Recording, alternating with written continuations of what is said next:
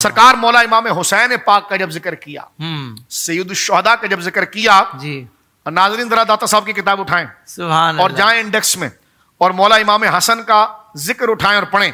اب دیکھیں کیا لکھتے ہیں، ائمہ اہل بیت اطہار میں شمع آل محمد تمام دنیاوی علائق سے پاک و صاف، بے شک اپنے زمانے کے امام و سردار ابو عبداللہ سیدنا امام حسین ابن علی المرتضی رضی اللہ تعالی عنہما، آپ اہل ابتلاء کے قبلہ و رہنما اور شہید دشت کرب و بلا ہیں، اور تمام اہل طریقت آپ کے حال کی درستگی پر متفق ہیں۔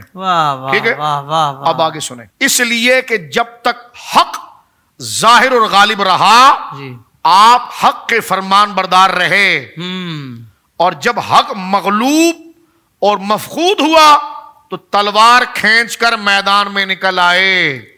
کچھ سمجھے کہنے کا مقصد؟ جی واضح ہو گیا حضرت، واضح ہو گیا۔ داتا صاحب کیا فرما رہے ہیں؟ فرمایا تلوار کس پر اٹھائی؟ یزید پلیت پر۔ بالکل۔ اور کہتے کیا ہیں داتا صاحب؟ جملہ ذرا خود سنیں آپ۔ جب حق غالب فرماتے ہیں جب تک حق غالب رہا، جب تک حق غالب رہا۔ اللہ، سیدنا معاویہ کے خلاف بک بک کرنے والوں، پھر داتا صاحب کے دربار پر تم کھڑے ہوتے ہو۔ سیدنا معاویہ رضی اللہ تعالیٰ کے بعد یہ کہنا کہ ان کی خلافت میں حق نہیں تھا،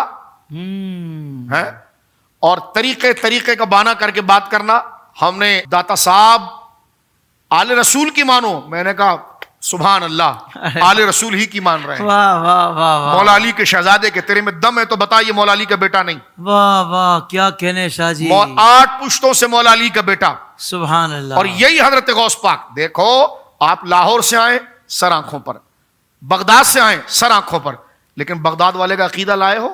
کیا کہنے، واہ واہ۔ لاہور والوں کا عقیدہ لائے ہو تو پھر بغداد بھی تمہاری نسبت میں قبول ہے، سبحان اللہ، اور پھر لاہور بھی قبول ہے، کیونکہ بغداد کو خود سے کوئی فضیلت نہیں، بغداد کو فضیلت اس بغداد کے شہنشاہ کی وجہ سے ہے۔ اللہ اکبر۔ اس کی لکھی ہوئی باتوں کے خلاف چلو گے تو بغداد سے نہیں، تم کہیں سے بھی دعویٰ کرو کوئی مقبول نہیں ہے۔ ایسا ہی اس لیے تو لہذا خطوں کی قدر جس طرح آپ ذکر کر رہے تھے وہ عقیدے پر ہے۔ تو میں بات یہاں پر ختم کرتا ہوں، دیکھیں کیا لکھ رہے ہیں داتا صاحب رحمۃ اللہ علیہ۔ جس وقت داتا صاحب لکھ رہے ہوں گے نا تو اس وقت فیت باغیہ یہ ساری حدیثیں ان کو پتا تھی۔ ارے واہ واہ شاہ جی واہ، سمجھ میں سبحان حضرت اللہ۔ عمار بن یاسر والا مسئلہ بھی ان کو پتا تھا، جنگ جمل والا بھی مسئلہ ان کو پتا تھا۔ تو نہیں ہے جو ابھی کرود کے نکال رہا ہے کہ 2013 میں کوئی جنگ ہوئی ہے، جنگ صفین بھی ان کے سامنے تھی، مولا علی کے سامنے آنے والی بات بھی ان کے سامنے تھی۔ یہ ساری باتیں حضرت سیدنا داتا صاحب کے سامنے ہیں، اور داتا صاحب فرما رہے ہیں، حافظ صاحب دیکھیے، جب تک، اور ترجمہ کرنے والا کون ہے جناب؟